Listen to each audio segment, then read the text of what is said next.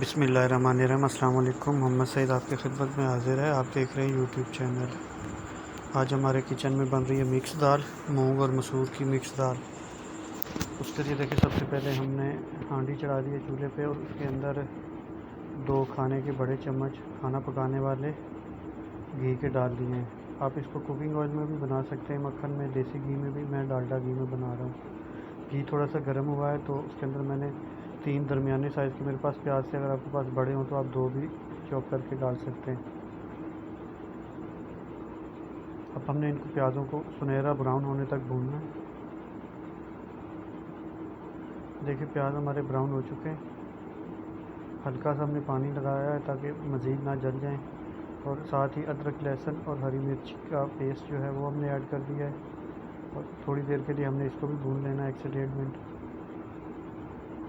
वो भी भून लिया था। अब हमारे पाउडर मसाला जार चले जाएंगे। इसके अंदर बेसिक मसाले मैंने यूज़ किए हैं, हल्दी पाउडर, रेड चिली पाउडर और नमक।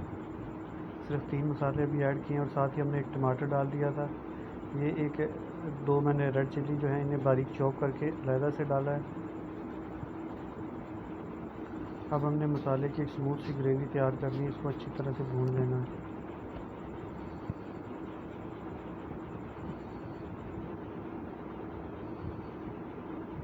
चम्मच चलाते रहना है ताकि सालन नीचे नहीं लगे।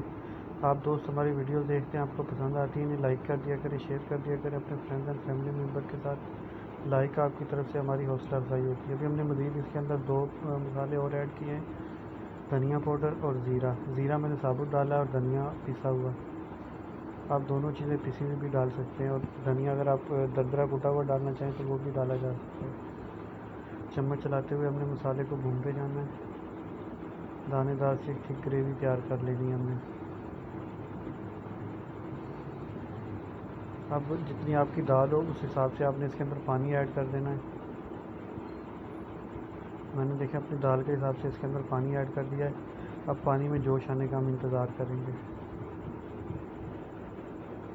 देखिए, पानी में जोश आ चुका है। अब हम अपनी दालें इसके अंदर ऐड करेंगे। मूंग और मसूर की दोनों दालें हमने साफ़ करके रखी थी। अब हम वो इसके अंदर ऐड करते हैं।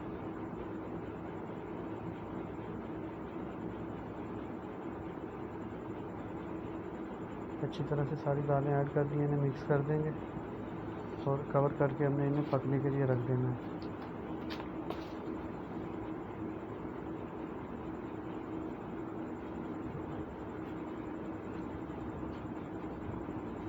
देखिए, मैंने इन्हें थोड़ी देर के लिए कवर करके रखा था। दालें हमारी तैयार हो चुकी हैं, बिल्कुल घुल गई हैं। अगर आप पानी इससे ज़्यादा खुश्क करना चाहते हैं तो कर लें, लेकिन मेरे हिसाब से मुझे इतनी सी ग्रेवी चाहिए थी तो मैंने वो रख दी है।